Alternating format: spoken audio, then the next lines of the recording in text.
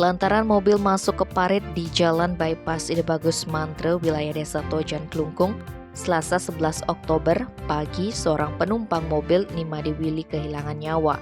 Kejadian itu berawal ketika pengendara kadek swastika 27 tahun asal Karangasem tidak mampu mengendalikan laju mobil yang saat itu datang dari arah Karangasem menuju Denpasar sekitar pukul 4 pagi. Diduga mengantuk membuat swastika kehilangan konsentrasi. Ia membanting setir ke kiri, namun naas mobil itu merengsek ke arah parit hingga mobil ringsek di bagian depan. Peristiwa itu tidak hanya membuat swastika terluka di bagian kaki, tetapi juga kehilangan istri akibat cedera kepala berat. Lantaran benturan keras, korban yang berada di depan mengalami luka cukup parah. Beruntung 3 anak mereka yang masih kecil hanya terluka ringan. Kasihumas Polres Klungkung Ibtu Agus Widiono mengatakan semua korban ada dalam satu mobil.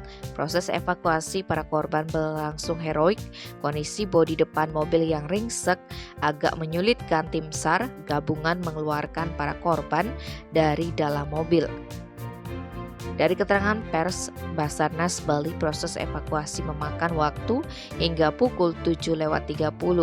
Korban kemudian dilarikan ke RSUD Klungkung. Tim Bali Express melaporkan.